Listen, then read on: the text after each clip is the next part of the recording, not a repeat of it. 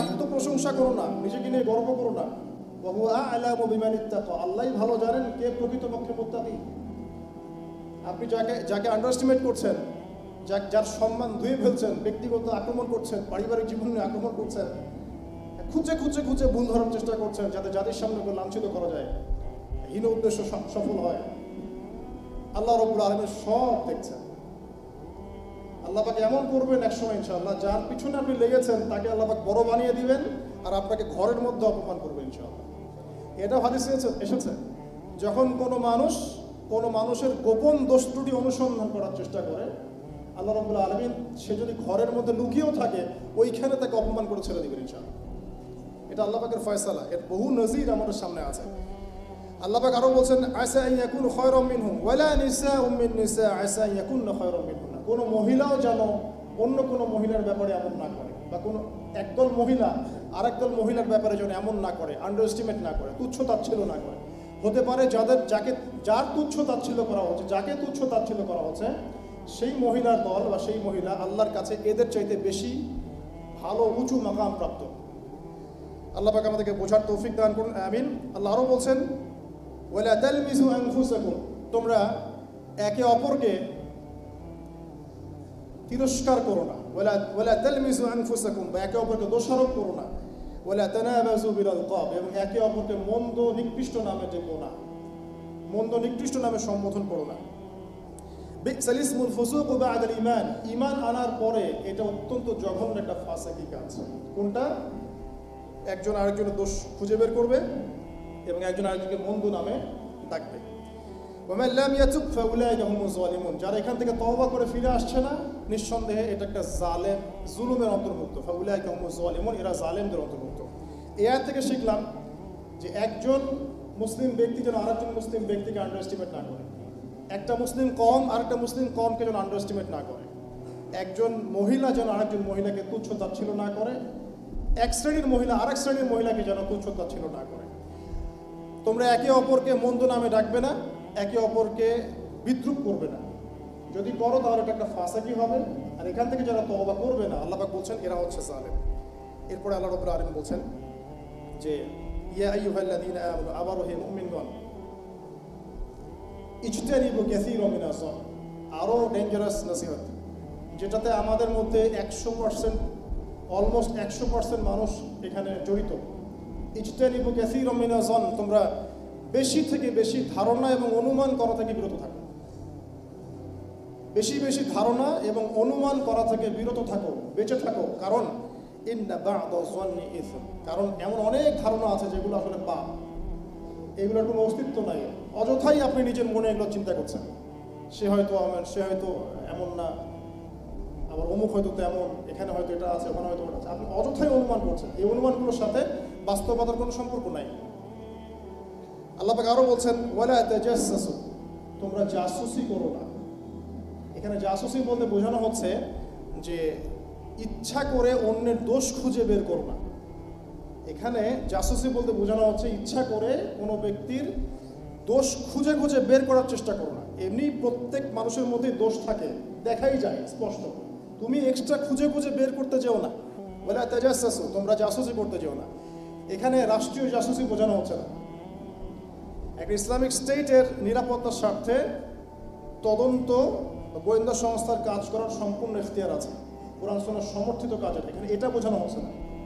একটা রাষ্ট্রের নিরাপত্তা, অভ্যন্তরীণ নিরাপত্তা, বহির্বিশ্বের সাথে কানেকশন, সব কিছুর স্বার্থে গোয়েন্দা সংস্থাদের কাজ করার সম্পূর্ণ অধিকার আছে, এটা এই আয়াতে বোঝানো হচ্ছে না। এখানে বোঝানো হচ্ছে একে অপরের দোষগুলা ইচ্ছা করে খুঁজতে যাও না, বরং রাষ্ট্রীয় স্বার্থে সেই কাজগুলো করার নেকির কাজ। এতে করে জনসাধারণের নিরাপত্তা নিশ্চিত হয়। তবে সেখানে খেয়াল রাখতে হবে যে তদন্ত যেন সঠিক হয়, অনুমান ভিত্তিক, ধারণা ভিত্তিক না হয়, যাতে কেউ আবার জুলুমের শিকার না হয়, এটা খেয়াল রাখতে হবে। কিন্তু এই কাজটা ঠিক আছে এবং এটা জরুরি কাজ। আর এখানে বোঝানো হচ্ছে তোমরা যে দোষগুলো দেখা যায় এর বাইরে অতিরিক্ত দোষ খুঁজতে যেও না মানুষের। আপনার মধ্যে হয়তো এমন কিছু দোষ আছে যেটা আমি জানি না, এটা জানার জন্য ওত পেতে থাকার দরকার নেই, এটা তাজাসসু বলা হয়। তোমরা এভাবে জাসুসি করো না। আরও কি করো না, ওয়ালা ইয়াগতাব বা'দুকুম বা'দা, এক ভাই আরেক ভাইয়ের গীবত করো না। গীবত আপনারা জানেন, নবীজিকে বলা হয়েছে কি গীবত? তিনি বলেছেন তোমার ভাই সম্পর্কে এমন কথা বলা যা তার অনুপস্থিতিতে বললে সে যখন শুনবে সে কষ্ট পাবে। সাহাবীরা বললেন, যদি তার মধ্যে সেই দোষ থেকে থাকে তাহলে? নবীজি বললেন, যদি তার মধ্যে সেই দোষ থাকে তাহলেই তো তুমি তার গীবত করলে, আর যদি তার মধ্যে সেই দোষ না থাকে তাহলে তুমি তো তাকে অপবাদ দিলে। তো অলমোস্ট এভরিবডি আমরা এখন এই রোগে আক্রান্ত। আল্লাহ পাক আমাদেরকে এই রোগ থেকে হেফাজত করুন। এই রোগের একটা সুফল পাবে যার গীবত করা হচ্ছে সেই ব্যক্তি। কিরকম? ধরেন আপনার গীবত করেছে অনেক মানুষ এবং আপনার কাছে ক্ষমাও চায় নাই, যার যোগ্য আপনি ছিলেন না।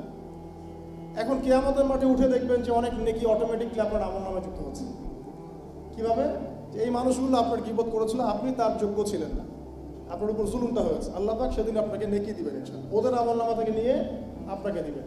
এই জন্য পার্সোনালি আমাকে গীবত করলে আমি খুব খুশি হই যে আলহামদুলিল্লাহ কিছু নেকি পাওয়া যাবে ইনশাআল্লাহ, কারণ এই বিষয়টার সাথে আমি জড়িত না, মাশাআল্লাহ।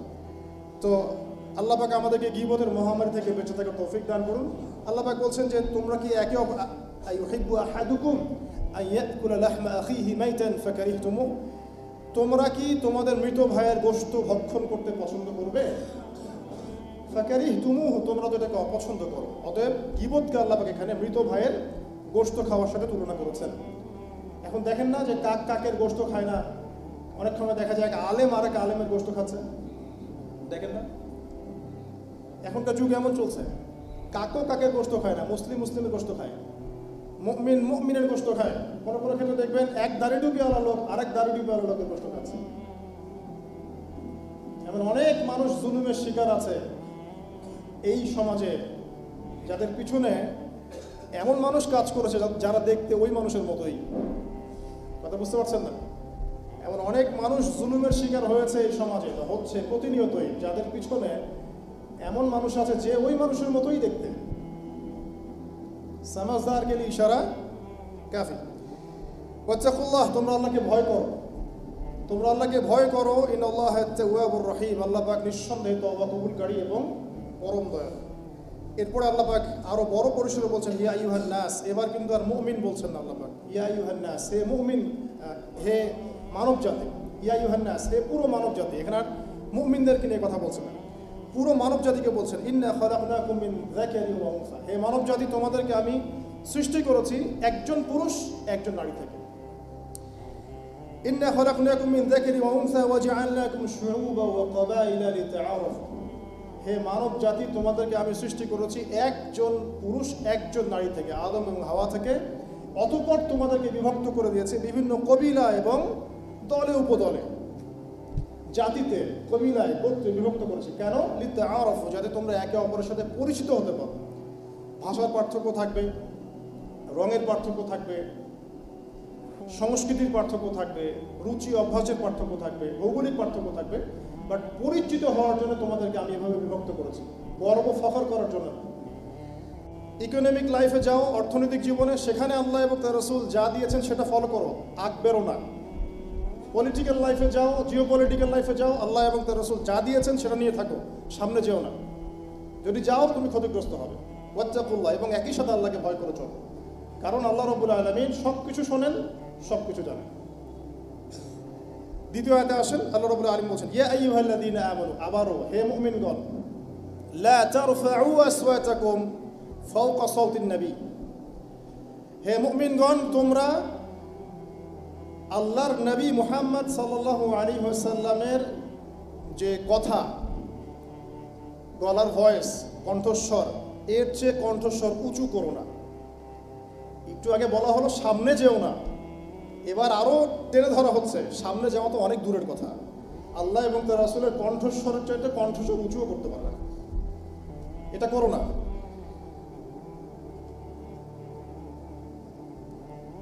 ওয়ালা তাজহারু লাহু, এবং তার সাথে উচ্চ স্বরে কথা বলো না। বিল কওলি কাজাহরি বা'দিকুম লিবা'দ, তোমরা একে অপরের সাথে যেভাবে কথা বলো সেভাবে তার সাথে কথা বলো না। আন তাহবাতু আমালাকুম ওয়া আনতুম লা তাশউরুন, যদি এই কাজটা তোমরা করো তাহলে তোমাদের আমলনামা বিনষ্ট হয়ে যাবে, তোমরা টেরও পাবে না। দ্বিতীয় আয়াতের নাউযুবিল্লাহি মিন যালিক, দ্বিতীয় আয়াতের হেদায়েতটা শুনুন। আল্লাহ পাক বলছেন, প্রথম আয়াতে বলছেন সামনে যেও না আল্লাহ এবং রাসূলের কোনো বিষয়েই। দ্বিতীয় আয়াতে আল্লাহ পাক বলছেন নবীর কণ্ঠস্বরের চাইতে কণ্ঠস্বর উঁচুও করবে না। এবং তোমরা আপোষে যেভাবে কথা বলো একে অপরের সাথে, নবীর সাথে এরকম ভয়েসে কথা বলবে না। তাহলে যে নবী সাল্লাল্লাহু আলাইহি ওয়াসাল্লামের কণ্ঠস্বরের চেয়ে কণ্ঠস্বর উঁচু করলে বা তার সাথে আপোষে আমরা যেভাবে কথা বলি সেইভাবে কথা বললে আমলনামা বিনষ্ট হয়ে যাবে, সেই নবীর সুন্নাহ এড়িয়ে অন্য কোন আদর্শ লালন করলে কি আমলনামা টিকবে? যেখানে আল্লাহ পাক বলছেন তার কণ্ঠস্বরের চেয়ে কণ্ঠস্বর উঁচুও করবে না, সেখানে আমরা যদি নবীর সুন্নাহ বাদ দিয়ে অন্য কোনো সুন্নাহ ফলো করি, অন্য কোনো আদর্শ ফলো করি, তাহলে কি আমাদের আমলনামা আদৌ টিকবে? প্রত্যেক বিবেকবান মানুষ এটা বুঝতে সক্ষম। সামনে চলেন, আল্লাহ পাক বলছেন ইন্নাল্লাযীনা ইয়াগুদ্দুনা আসওয়াতাহুম ইনদা রাসূলিল্লাহ, আর পক্ষান্তরে যারা আল্লাহর রাসূলের সামনে নিজেদের কণ্ঠস্বরটাকে নিচু করে, মানে আল্লাহ এবং তার রাসূলের আনুগত্য করে, রাসূলের সুন্নাহ মেনে চলে, অন্য কোনো আদর্শে যায় না, ঠিক আছে, তাদের পুরস্কার কি? আল্লাহ পাক বলছেন উলাইকাল্লাযীনা ইমতাহানাল্লাহু কুলুবাহুম লিত-তাকওয়া, এরাই সেই মানুষ যাদেরকে আল্লাহ পাক পরীক্ষা করে বাছাই করেছেন যাতে আল্লাহ তাদের কলবের মধ্যে তাকওয়া ঢেলে দিতে পারে। কথা বুঝতে পারছেন? আমরা যে বলি না যে তাকওয়াই সবকিছুর মানদণ্ড, ওয়াত্তাকুল্লাহ, আল্লাহকে ভয় করো, ইন্না আকরামাকুম ইনদাল্লাহি আতকাকুম, তোমাদের মধ্যে সবচেয়ে সম্মানিত সে ব্যক্তি যে বেশি মুত্তাকি। কিন্তু আমরা একটা বিষয় বুঝতে পারি না যে তাকওয়া অর্জন করব কিভাবে। শুধু কি নামাজ পড়লেই তাকওয়া অর্জন হবে? শুধু রোজা রাখলেই হবে? শুধু হজ করলেই হবে? শুধু যাকাত দিলেই হবে? আসলে তাকওয়া কিভাবে অর্জন করব, যেটা পরকালে নাজাতের মানদণ্ড, কিভাবে অর্জন করব? এই আয়াতের সলিউশন দেওয়া আছে। সেটা হলো আল্লাহ এবং তার রাসূলের, এখানে রাসূল সাল্লাল্লাহু আলাইহি ওয়াসাল্লামের গলার ভয়েসের কথা বলা হয়েছে, যে তার সামনে নিচু হয়ে থাকবে, অবনত থাকবে, মানে আত্মসমর্পণ করবে। তার গলার ভয়েসের চেয়ে উঁচু করো না, তার সুন্নতের বাইরে যেও না। এক কথায় জীবনের প্রতিটা ক্ষেত্রে কোনো ব্যক্তি যদি আল্লাহ রাসূল সাল্লাল্লাহু আলাইহি ওয়াসাল্লামের সুন্নাহর উপর থাকতে পারে, এর সামনে আত্মসমর্পণ করতে পারে, তাহলে আল্লাহ পাক ওই ব্যক্তির কলবে তাকওয়া ঢেলে দিবেন ইনশাআল্লাহ। শুধু তাই নয়, আল্লাহ পাক আরও বলছেন লাহুম মাগফিরাহ, তাদের জন্য আছে ক্ষমা, আল্লাহ পাক তার পক্ষ থেকে ক্ষমা করে দিবেন। ওয়া আজরুন আযীম, এবং ওয়া আজরুন আযীম, এবং মহান পুরস্কার। আযীম শব্দটা আমরা কিন্তু রুকুতে বলি সুবহান রাব্বিয়াল আযীম। আপনারা কয়েকদিন আগে একটা ছবি দেখেছিলেন মহাবিশ্বের, আমি বলেছিলাম একটা লেকচারে, এগুলো সব প্রথম আসমানের অন্তর্ভুক্ত। এর উপর দ্বিতীয়, তৃতীয়, চতুর্থ, পঞ্চম, ষষ্ঠ, সপ্তম আসমান আছে। 7টা আসমানের উপরে আছে কুরসি, ওয়াসিআ কুরসিয়ুহুস সামাওয়াতি ওয়াল আরদ, তার উপরে আছে মহাসাগর যার গভীরতা 500 বছরের পথ, তার উপরে আছে আরশে আযীম। আর আল্লাহ রাব্বুল আলামিন আরশের উপরে। মহান আরশ বহন করে নিয়ে আসবেন কিয়ামতের মাঠে 8 জন ফেরেশতা, মাত্র 8 জন। তো সুবহান রাব্বিয়াল আযীম, পবিত্র আমার রব যিনি মহান। মহান কথাটা, আযীম কথাটা কত বিশাল অর্থে আসতে পারে কোরআনে, এখানে বুঝতে পারছেন। আল্লাহ পাক এখানে বলছেন যে তাদের জন্যে যারা রাসূলের সামনে কণ্ঠস্বর নিচু করে, মানে তার আনুগত্য করে, তার সামনে আত্মসমর্পণ করে, তার সুন্নাহ মেনে চলে, তাদের জন্য মাগফিরাহ আছে, ক্ষমা, এবং আজরুন আযীম, মহান পুরস্কার আছে। কোন পুরস্কার? যা কোনো চোখ দেখে নাই, কোনো কানও শোনে নাই, কোনো মন কল্পনা করতে পারেনি। আল্লাহ পাক আমাদের সবাইকে নসিব করুন, আমিন। তাফসীরে এসেছে যে রাসূল সাল্লাল্লাহু আলাইহি ওয়াসাল্লামের সামনে একবার আবু বকর এবং ওমর রাদিয়াল্লাহু আনহুমা তারা ছিলেন। একটা বিষয়ে মাশওয়ারা হচ্ছে, তো আবু বকর সিদ্দিক রাদিয়াল্লাহু আনহু বলছেন যে বনু তামিম গোত্রের কাকা আল তামিমি, তাকে আমির নিযুক্ত করা হোক। আর উমর রাদিয়াল্লাহু আনহু আরেকজন সাহাবীর নাম বলছেন। এই নিয়ে উভয়ের মাঝখানে একটু কথা কাটাকাটি হলো। আর এক পর্যায়ে তাদের গলার ভয়েসটা একটু উঁচু হয়ে গেল, সামান্য একটু উঁচু, যেমনটা আমাদের হয়। তখন এই আয়াতগুলো নাজিল হয়। এরপর থেকে ওমর রাদিয়াল্লাহু আনহু এত নিচু স্বরে নবীর সামনে কথা বলতেন যে নবী সাল্লাল্লাহু আলাইহি ওয়াসাল্লামকে আরেকবার জিজ্ঞাসা করতে হতো কি বললাম। আরেকজন সাহাবী সম্পর্কে এমনই একটা বর্ণনা এসেছে, সেই সাহাবী ঘরের মধ্যে বেশ কয়েকদিন থেকে অবস্থান করছেন, বাইরে আসেন না। অন্য সাহাবীরা জিজ্ঞাসা করছেন কেন? তিনি বলছেন যে আমি একবার নবী সাল্লাল্লাহু আলাইহি ওয়াসাল্লামের সামনে একটু উঁচু স্বরে কথা বলেছিলাম, হয়তোবা আয়াতটা আমার জন্যই নাজিল হয়েছে, আল্লাহ আমার সব আমল বিনষ্ট করে দিয়েছেন, হয়তোবা আমি জাহান্নামী হয়ে গেছি, আমি কোন মুখ নিয়ে বাইরে যাব? তখন নবী সাল্লাল্লাহু আলাইহি ওয়াসাল্লাম বললেন তাকে ডেকে নিয়ে আসুন। ওই সাহাবীকে ডেকে আনা হলো। নবীজি বললেন সে জাহান্নামী নয়, বরং সে জান্নাতি। এরপর ইয়ামামার যুদ্ধে এই সাহাবী শহীদ হন।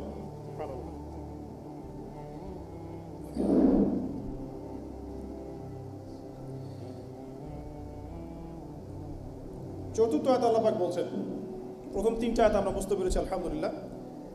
চতুর্থ আয়াতে আল্লাহ পাক বলছেন যে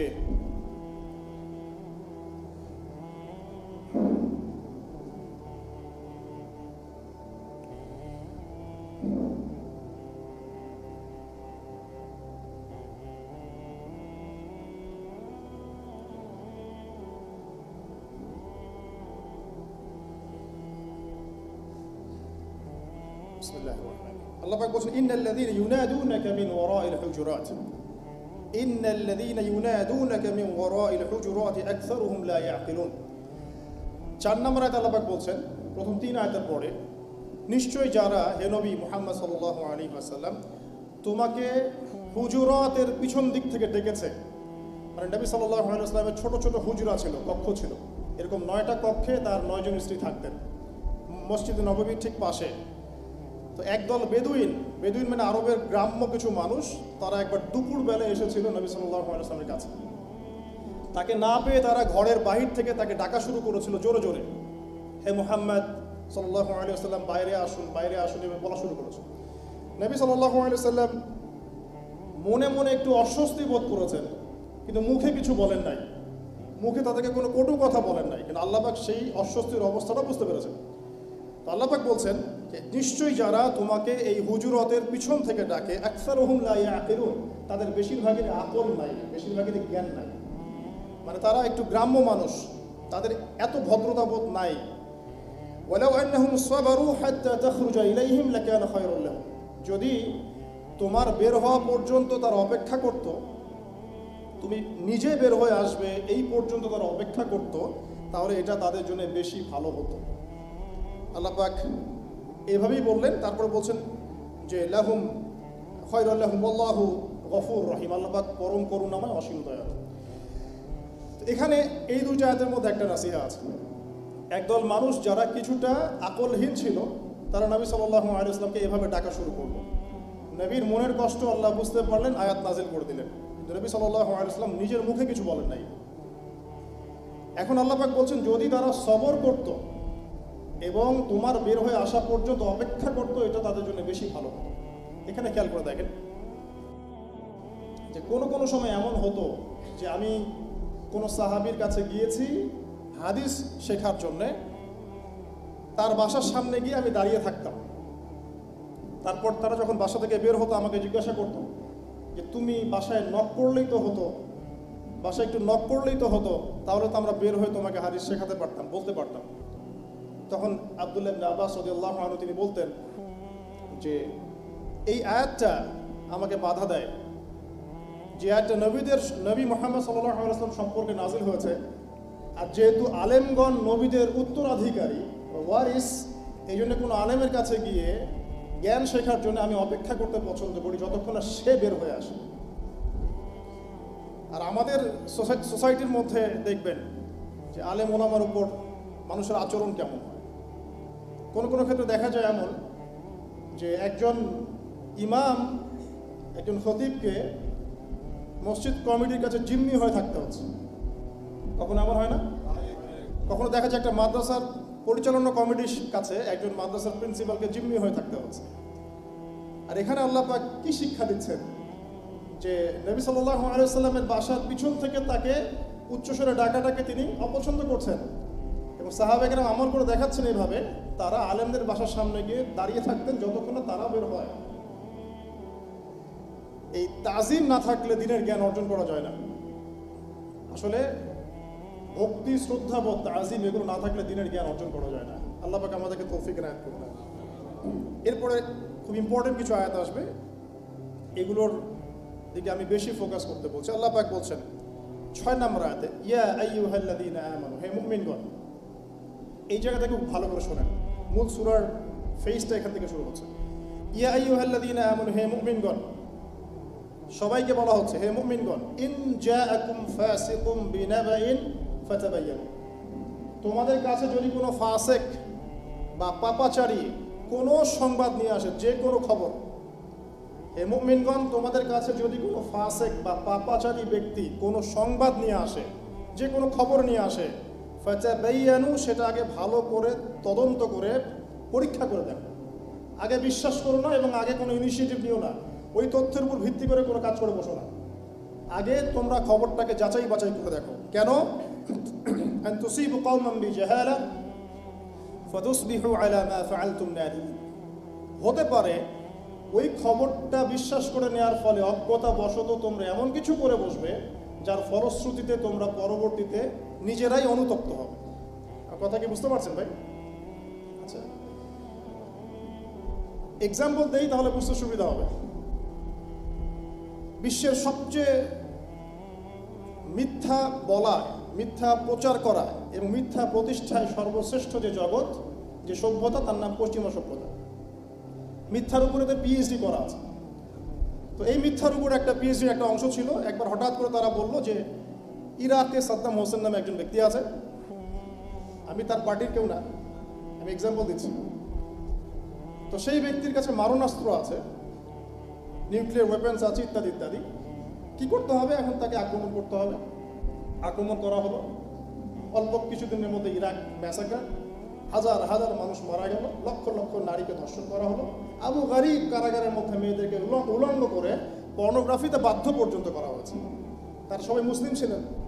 আর আমরা এখানে বিষয়টা এভাবে দেখেছি, না ওরা তো শিয়া, আমরা তো সুন্নি, আমরা কেন ওদের ব্যাপারে কথা বলতে যাব?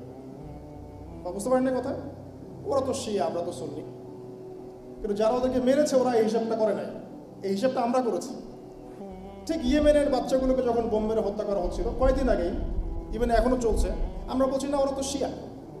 ওই বাচ্চাগুলো কি বোঝে শিয়া আর সুন্নির কি আছে? কার টাকায় অস্ত্র কিনে, কার ঘাড়ে বন্দুক রেখে ইয়েমেনে হামলা করেছে? আর কে হামলা করেছে? কে হামলা করেছে? কখনো এই বিষয়টা নিয়ে কথা বলতে চান না, আপনি খারাজিটা খেয়ে যাবেন। খবরদার, খবরদার। তো একটা এক্সাম্পল দিতে গিয়ে এখানে আসলাম। ইয়েমেনের বাচ্চারা বোঝে শিয়া সুন্নি কি জিনিস? ওখানে লক্ষ লক্ষ মানুষ যে খাদ্যের অভাবে মারা গেল তারা বোঝে শিয়া সুন্নি কি জিনিস? আর যারা হামলা করেছে তারা কি অমুসলিম না মুসলিম? সুবহানাল্লাহ। তো ইরাকের এই অবস্থাটা ব্যাখ্যা করছিলাম। এই আয়াতের টাটকা দলিল দিচ্ছে আপনাকে। যদি পাপাচারীরা সংবাদ নিয়ে আসে, তোমরা আগে ওটাকে যাচাই বাছাই করে দেখবে, আগে বিশ্বাস করার দরকার নাই। তারপরে লক্ষ লক্ষ মানুষকে মারার পর, ইরাককে ম্যাসাকার বানানোর পর, সভ্যতার একটা আদি সভ্যতা নিদর্শন বাগদাদ ধ্বংস করে দেওয়ার পরে, তারপরে সুন্দর করে দাঁড়িয়ে বললো যে আসলে ওখানে কোনো মারণাস্ত্র আমরা পাই না, আমরা ওখানে কোনো মারণাস্ত্র পাইনি, কোনো নিউক্লিয়ার ওয়েপন্স সেখানে ছিল না। এখন সারা বিশ্ব এটা জানে। এখন এই লক্ষ লক্ষ মানুষের কী হবে? জানমালের কী হবে? রাষ্ট্রের কী হবে? ইজ্জত সম্মানের কী হবে? বলে দিল একটা শব্দ, SORRY, আমরা সরি। আমাদের শিক্ষাটা দেখেন, প্রত্যেক মুসলিম ভাইকে রিকোয়েস্ট করবো, যে কোনো খবর এই পশ্চিমা মিডিয়াগুলো থেকে আসুক, এই যে মিডিয়াগুলো আপনারা দেখছেন, সবার আগে খবরটা যাচাই বাছাই করার চেষ্টা করবেন। এমন কোনো খবরকে শুনেই বিশ্বাস করবেন না যেটা আল্লাহ রাব্বুল আলামিন বলছেন হয়তো বা এমন কিছু তোমরা করে ফেলতে পারো যেটা কারণে তোমরা পরবর্তীতে নিজেরাই অনুতপ্ত হবে যে আমরা কি করলাম। এক ভাই আর এক ভাইয়ের গলা ছুরি যাবে না। আর এখানে যদি কোনো মিডিয়া কর্মী থেকে থাকে তাদের প্রতি এই আয়াতটা একটা নসিহত, এমন কোনো খবর প্রচার করতে যায় না যেটার সাথে বাস্তবতার কোনো সম্পর্ক নেই। যদি করেন আজকে দুনিয়াতে আপনি পার পেয়ে গেলেও কাল পরকালে আপনি পার পাবেন না। You have to face your grave. আপনাকে আপনার কবর ফেস করতে হবে অল অ্যালন, একা একাই, কেউ আপনার সাথে যাবে না। So profession is good, profession তো ভালো, কোনো সমস্যা নেই, কিন্তু অনেস্ট থাকেন, সত্য প্রচার করেন, সত্যের সাথে থাকেন, সত্য সেবী করেন। আল্লাহ পাক বারাকাত দেন। আল্লাহ পাক এই কথাটা বলার পরে সামনে যাচ্ছেন, তিনি বলছেন ওয়া'লামু আন্না ফীকুম রাসূলুল্লাহ, হে মুমিনগণ তোমরা জেনে রাখো তোমাদের সাথে আল্লাহর রাসূল আছেন, মানে রাসূল তখন জীবিত ছিলেন। লাউ ইউতিউকুম ফি কাসীরিম মিনাল আমরি লা'আনিতুম, যদি রাসূল সাল্লাল্লাহু আলাইহি ওয়াসাল্লাম বেশিরভাগ ক্ষেত্রে তোমাদের কথা ফলো করা শুরু করেন তাহলে তোমরাই ক্ষতিগ্রস্ত হবে। আল্লাহর ওহী যখন আসে এটার উপরে যদি তিনি তোমাদের মতামতকে বেশি প্রাধান্য দিতে চান তাহলে তোমরাই ক্ষতিগ্রস্ত হবে। ওহীটা এসেছে আমাদের কল্যাণের জন্যই। ওয়ালাকিন আল্লাহ হাব্বাবা ইলাইকুমুল ঈমান ওয়া যায়্যানা, অথচ আল্লাহ রাব্বুল আলামিন হে মুমিনগণ তোমাদের অন্তরে ঈমানকে সুশোভিত করেছেন। সুবহানাল্লাহ। ওয়া হাব্বাবা ইলাইকুমুল ঈমান ওয়া যায়্যানাহু ফি কুলুবিকুম ওয়া কাররাহা ইলাইকুমুল কুফরা ওয়াল ফুসুক ওয়াল ইসয়ান, এবং হে মুমিনগণ তোমাদের অন্তরে আল্লাহ পাক কুফরি, ফাসিকি এবং অবাধ্যতা এগুলোকে অপছন্দনীয় করেছেন। আলহামদুলিল্লাহ। উলাইকা হুমুর রাশিদুন, এবং এরাই হচ্ছে মূলত রাশিদ, সুপথপ্রাপ্ত। ফদলা মিনাল্লাহি ওয়া নি'মা, এটা আল্লাহর পক্ষ থেকে ফদল মানে অনুগ্রহ এবং নিয়ামত। আল্লাহু আলিমুল হাকিম, আল্লাহ রাব্বুল আলামিন আলিম মানে সব কিছু জানেন এবং হাকিম মানে প্রজ্ঞাময়। আর সামনে আসেন আল্লাহ রাব্বুল আলামিন বলছেন সূরা হুজুরাত আয়াত নাম্বার 9। এখন আরো ডেঞ্জারাস জায়গায় যাচ্ছি আমরা। আল্লাহ পাক বলছেন ওয়া ইন তাইফাতানি মিনাল মুমিনিন ইকতাতালু ফাআসলিহু বাইনাহুমা। লিসেন, শিষ্টাচারের সূরা, সামাজিকতার সূরা আমাদেরকে শেখাচ্ছে। হে মুমিনগণ, কাদেরকে বলছেন? মুমিনদেরকে। হে মুমিনগণ, যদি তোমাদের মধ্যে দুটো দল আপোষে একে অন্যের বিরুদ্ধে যুদ্ধ করে বা লড়াই করে বা একে অন্যের বিরুদ্ধে লেগে থাকে, ওয়া ইন তাইফাতানি মিনাল মুমিনিন ইকতাতালু, মানে দুটো মুমিন দল একে অপরের এগেইনস্টে যদি যুদ্ধ করে বা লড়াই করে ইত্যাদি, তোমাদের কাজ কি তখন? মুমিনরা তোমরা কি করবা তখন? ফাসলিহু বাইনাহুমা, তোমাদের কাজ হচ্ছে তোমরা পক্ষপাতিত্ব করো না, বরং তাদের মাঝখানে ইসলাহ করার চেষ্টা করো। কথা কি বুঝতে পারছেন? মুমিনদের মধ্যে দুইটা দলকে দেখেন, যে মুমিন সবাই মুমিন মুসলিম, কিন্তু আপোষে ইখতিলাফ করছে, মারামারি কাটাকাটি হানাহানিতে লিপ্ত আছে। হোক দুইটা মুসলিম দেশ, অথবা হোক একটা দেশের মধ্যে দুইটা মুসলিম দল, অথবা একটা ধর্মের মধ্যে ইসলামের মধ্যে দুইটা ইসলামিক দল, অথবা দেখবেন কোনো সময় দুইজন আলেম, তারাও একে অপরের সাথে। তো আপনার আমার কাজ কি? আপনার আমার কাজ হচ্ছে ইসলাহ করে দেয়া, উভয়ের মাঝখানে মীমাংসা করে দেয়া। আমাদের কাজ ওখানে আগুনে ঘি ঢালা নয়। আমাদের কাজ কিবোর্ড নিয়ে ওখানে যুদ্ধ করা না। আমাদের কাজ মানে সমালোচনার যোগ্য না হয়েও সমালোচনা করা নয়। আমাদের কাজ হচ্ছে উভয়ের মাঝখানে ইসলাহ এবং সংশোধনের চেষ্টা করা। এরপর ফাইন বাগাত ইহদাহুমা আলাল উখরা, ইসলাহ হওয়ার পর, সংশোধন হওয়ার পরেও যদি একদল আরেক দলের উপর চড়াও হয়, তখন কি করবে তোমরা? ফাকাতিলুল্লাতী তাবগী হাত্তা তাফিআ ইলা আমরিল্লাহ, তখন তোমরা যেটা করবা, তোমরা জালেমের নয় মাজলুমের পক্ষ অবলম্বন করবে। প্রথমে ইসলাহ করে দিবা, এরপরেও যদি দেখা যায় আবার তারা লড়াই করছে, তাহলে তোমরা যে জালেম তার পক্ষ নিও না, যে মাজলুম তার পক্ষ নাও, যতক্ষণ না আল্লাহ পাকের ফয়সালা নেমে আসে। ফাইন ফাআত, এরপরে যদি আবার তারা বিরত হয়ে যায়, ফাসলিহু, তাহলে আবার ইসলাহ সংশোধন করে দাও। আল্লাহ রাব্বুল আলামিন সামনে আরো বলছেন ক্বালাতিল আ'রাবু আমান, শেষ করে দিচ্ছি, আর দু তিনটা আয়াত আছে। ক্বালাতিল আ'রাবু আমান্না, হে নবী আরবরা বলে, আরবের যারা বেদুইন ছিল তারা বলে যে আমরা ঈমান এনেছি, আমরা ঈমান এনে ফেলেছি। কুল লাম তুমিনু, হে নবী আপনি বলে দিন তোমরা ঈমান নিয়ে আসোনি, তোমরা প্রকৃত অর্থে ঈমান নিয়ে আসোনি। ওয়ালাকিন কুলু আসলামনা, বরং তোমরা বলো যে আমরা কেবল ইসলাম কবুল করেছি, মানে কেবল কালেমার সাক্ষ্য দিয়ে মুসলিম হয়েছো, এখনো পরিপূর্ণ ঈমান তোমাদের কলবে ঢোকে নাই। ওয়ালাম ইয়াদখুলিল ঈমানু ফি কুলুবিকুম, তোমাদের কলবের মধ্যে এখনো ঈমানের সব লেভেল প্রবেশ করেনি। ওয়াইন তুতিউল্লাহ ওয়া রাসূলাহ, তবে তোমরা যদি আল্লাহর আনুগত্য করো এবং তার রাসূলের আনুগত্য করো, লা ইয়ালিদকুম মিন আমালিকুম শাইআ, তাহলে আল্লাহ পাক তোমাদের আমলের কিছুই বিনষ্ট করবেন না। মানে আল্লাহ এবং তার রাসূলের আনুগত্য করলে পরে তোমরা প্রকৃত অর্থে মুমিন হবে ইনশাআল্লাহ। আল্লাহ পাক তোমাদের আমল বিনষ্ট করবেন না। ইন্নাল্লাহা গফুরুর রহিম, নিশ্চয়ই আল্লাহ রাব্বুল আলামিন পরম করুণাময় এবং অসীম দয়ালু। এবার আল্লাহ বলছেন যে আসলেই মুমিন কারা? 15 নম্বর আয়াত থেকে আল্লাহ বলছেন ইন্নামাল মুমিনুনা আল্লাযীন, নিশ্চয়ই মুমিন তারাই যারা, নিশ্চয়ই মুমিন তারা যারা আমানু বিল্লাহি ওয়া রাসূলিহি, যারা আল্লাহর প্রতি ঈমান নিয়ে এসেছে এবং তার রাসূলের প্রতি ঈমান নিয়ে এসেছে। সুম্মা লাম ইয়ারতাবু, ঈমান আনার পরে আর কখনো সংশয় সন্দেহ করে না। প্রকৃত অর্থে মুমিন কারা? যারা আল্লাহর প্রতি ঈমান এনেছে, রাসূলের প্রতি ঈমান এনেছে এবং ঈমান আনার পরে আর কোনো সংশয় আরোপ করে নাই, এক নিঃসন্দেহে নিঃসংকোচে তারা আল্লাহ এবং তার রাসূলের আনুগত্য করেছে। আর কি করেছে? ওয়াজাহাদু বিআমওয়ালিহিম ওয়া আনফুসিহিম ফি সাবিলিল্লাহ, এবং আল্লাহর পথে তারা নিজেদের মাল এবং নিজেদের জান দিয়ে জিহাদ করেছে। কি এটা? আল্লাহ পাকের দিন ইসলাম আল্লাহ পাকের জমিনে প্রচার হবে, প্রসার হবে, প্রতিষ্ঠা হবে। এর জন্য আপনি আপনার কথা, আপনার কলম, আপনার মাল, আপনার জান, আপনার যা কিছু আল্লাহ পাক আপনাকে দিয়েছেন, এই বিষয়গুলোকে ব্যবহার করে আপনি যখন দিনটাকে প্রচার করার চেষ্টা করছেন, প্রসার করার চেষ্টা করছেন, এস্টাবলিশমেন্টের চেষ্টা করছেন, এই প্রতিটা কাজই জিহাদের অন্তর্ভুক্ত। এটা কোশ্চিনকালেও নিরপরাধ মানুষকে বোম মেরে হত্যা করার নাম নয়। এটা কোশ্চিনকালেও একটা শান্তিপূর্ণ পরিবেশে ফাসাদ সৃষ্টি করার নাম নয়। এটা কখনো পশ্চিমা গৌরব ধাঁধায় পড়ে উগ্রতা প্রদর্শন করার নাম নয়, মুসলিমদের মসজিদে বোম মারার নাম নয়, নিরপরাধ মানুষকে হত্যা করার নাম নয়। এটা ওই ইসলাম থেকে বহিষ্কৃত দল আল খাওয়ারেজদের আকীদার মধ্যে চলে গিয়ে কবিরা গুনাহ করলেই মানুষকে হত্যা করে ফেলতে হবে, এইসব কনসেপ্টের নাম নয়, বরং একটা ইবাদতের নাম। আল্লাহ রাসূল আনকাবুতে বলেছেন, ওয়াল্লাযিনা জাহাদু ফিনা, যারা আমার পথে প্রচেষ্টা চালায়, লা ইয়াহদিয়ান্নাহুম সুবুলানা, আমি তাদেরকে পথ দেখাই। অনেক আয়াত, আল্লাহ প্রায় 100-র বেশি আয়াত আপনি পাবেন এখানে আছে। তো এই শব্দটাকে নিয়ে বিভ্রান্তির কোনো সুযোগ নাই, এবং এটার মানে উগ্রতা প্রদর্শন করে সন্ত্রাসী কার্যকলাপ চালানোর নাম নয়।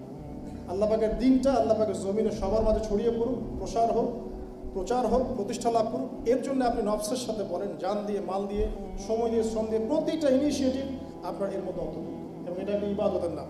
আল্লাহ পাক বলছেন, প্রকৃত মুমিন তারাই যারা ঈমান আনে আল্লাহর প্রতি, রাসূলের প্রতি, এবং কোনো সন্দেহ পোষণ করে না, তারপরে দিনের জন্য প্রচেষ্টা চালায়, আল্লাহর পথে প্রচেষ্টা চালায়। উলাইকা হুমুস সাদিকুন, এরাই হচ্ছে প্রকৃতপক্ষে সত্যবাদী। আল্লাহ পাকের পরের আয়াতে বলছেন, কুল আতুআল্লিমুনা আল্লাহ বিদীনিকুম, তোমরা কি, হে নবী বলে দিন, তোমরা কি আল্লাহকে তার দিন শেখাতে চাচ্ছ? তোমরা কি আল্লাহকে তার দিন শেখাতে চাচ্ছ? ওয়াল্লাহু ইয়ালামু মা ফিস সামাওয়াতি ওয়া মা ফিল আরদ, অথচ আল্লাহ পাক আসমান জমিনের প্রতিটা বিষয় সম্পর্কে জ্ঞাত আছে। সেই সত্তাকে কি তোমরা দিন শেখাতে চাচ্ছ, যে সত্তা আসমান জমিনের প্রত্যেকটা বিষয় সম্পর্কে অবগত? আল্লাহু বিকুল্লি শাইইন আলিম, আল্লাহ পাক প্রত্যেকটা বিষয় সম্পর্কে জ্ঞানী। শেষের দুটো আয়াত আল্লাহ পাক বলছেন, ইয়ামুন্নুনা আলাইকা, এক শ্রেণীর মুসলিমের চরিত্র আল্লাহ পাক এখানে উন্মোচন করছেন। ইয়ামুন্নুনা আলাইকা আন আসলিমু, কিছু মানুষ ইসলাম কবুল করেছে বলে তোমার সামনে এমন একটা ভাব প্রকাশ করে যে তোমার প্রতি অনেক ইহসান করে ফেলেছে।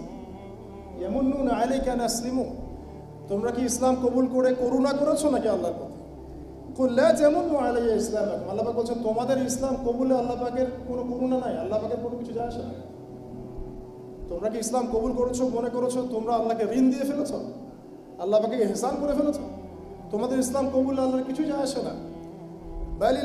বালিল্লাহু ইয়ামুন্নু আলাইকুম আন হাদাকুম বিল ঈমান, বরং আল্লাহ পাকই তোমাদের উপরে ইহসান করেছেন, করুণা করেছেন, যে আল্লাহ পাক তোমাদেরকে ইসলাম কবুলের তৌফিক দিয়েছেন।